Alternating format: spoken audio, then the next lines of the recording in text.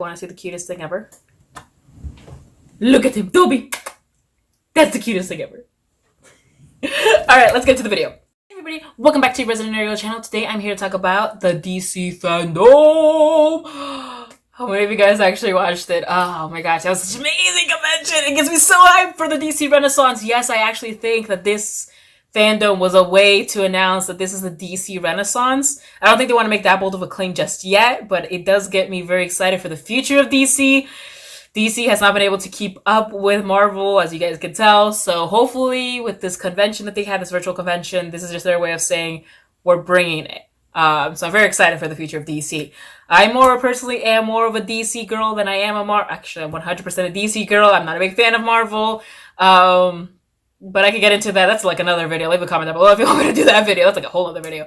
But anyways, I'm excited. If you guys, I hope you guys had a chance to watch it. Because that thing was only on for 24 hours. So yeah, if you haven't had a chance to watch it, I'm so sorry. But the good news is there's probably already a bunch of articles that have leaked all the content that they've released.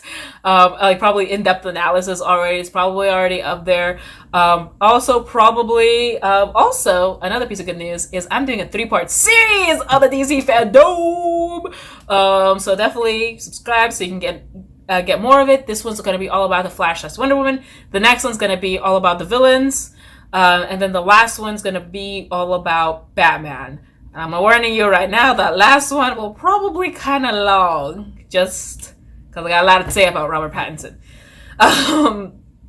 Alright. Now let's get into this one. Alright, The Flash. I don't know about you guys, but I was never a big fan of The Flash. And no hate to The Flash. If you love The Flash, good for you. It's just The Flash seemed like Beast Boy from Teen Titans to me. Like, just like this goofy character. Nothing really special about him except that he go really fast. It wasn't until the Flashpoint Paradox that I really got to appreciate the Flash and appreciate his abilities and his superpowers. If you haven't seen the Flashpoint Paradox, you can definitely check it out on HBO, and y'all should better get that HBO subscription because of the Snyder Cut. It is coming out next year, so keep a lookout for that. And I'm actually telling Snyder, take your time, man. Take all the time you need. Make it good, because we got screwed with Justice League. So, take your time, man. Take your time. Do you need it? Actually, please don't take another year. I can't. I'm too excited for the year cut. But anyways, make sure to watch Flashpoint on HBO. Now, if you just want to buy your HBO subscription for the Snyder Cut, I'm sure y'all could get creative on how you watch the Flashpoint Paradox. That's all I'm saying. That's all I'm saying. I mean, you go through Amazon or other means, you know? That's all I'm saying. I am not encouraging other illegal means. Okay? I'm not encouraging that behavior. Okay.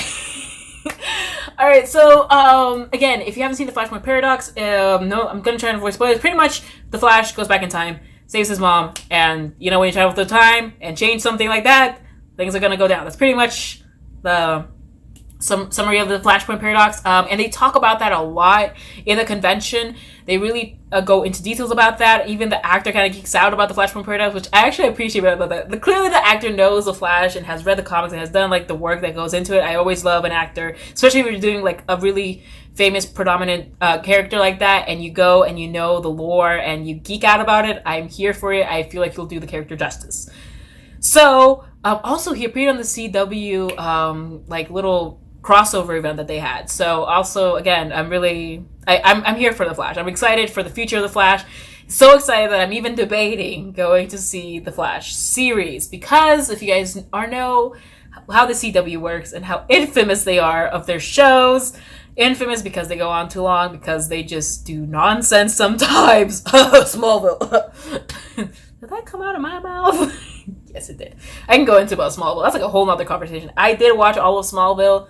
But again, that's a whole other conversation. But because of my experience with Smallville, I'm debating whether or not I want to get into the Flash. So I'll let you guys know if I do, but that's a whole other thing. So definitely be on the lookout for the Flash movie. I honestly think it's going to be a great movie. I'm excited for it. I'm here for it. I'm definitely excited for the Snyder Cut and what his take on the Flash movie.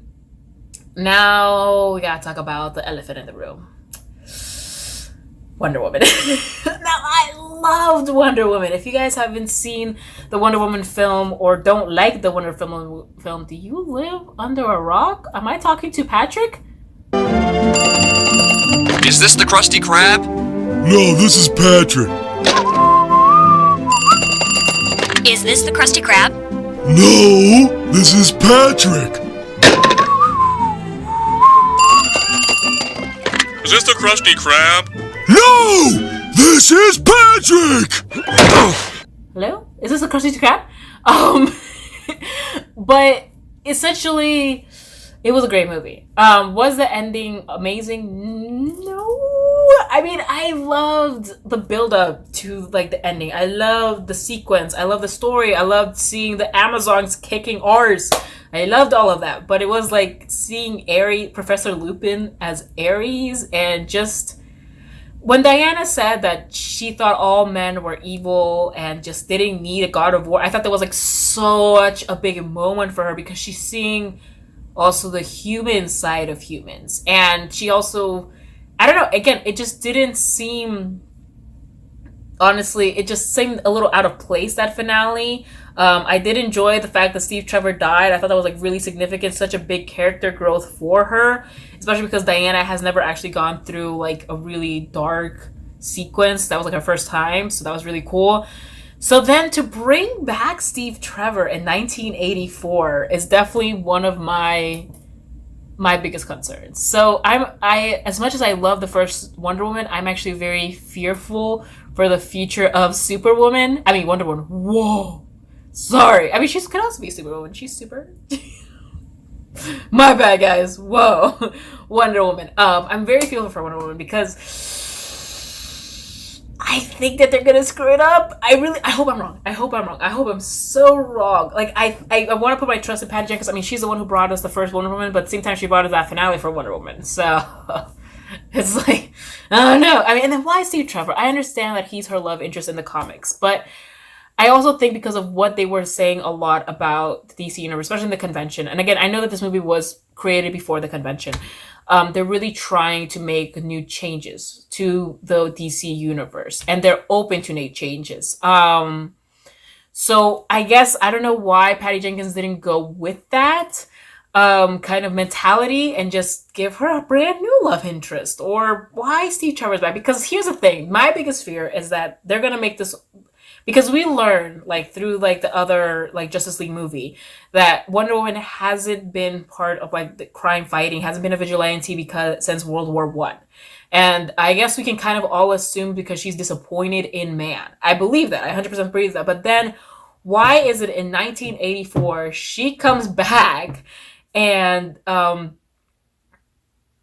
there's nothing significant that happens in 1984? So I just hope it's not because her boo thing resurrects from the dead, and that's why she decides to come back and be a vigilante. Like, it motivates her again. I don't know. Like, if it's like some sort of like romance deal that's why they bring her back, I think that'll be so stupid, and I will really be pissed off. I'm like, Wonder Woman does not need a man. She really doesn't.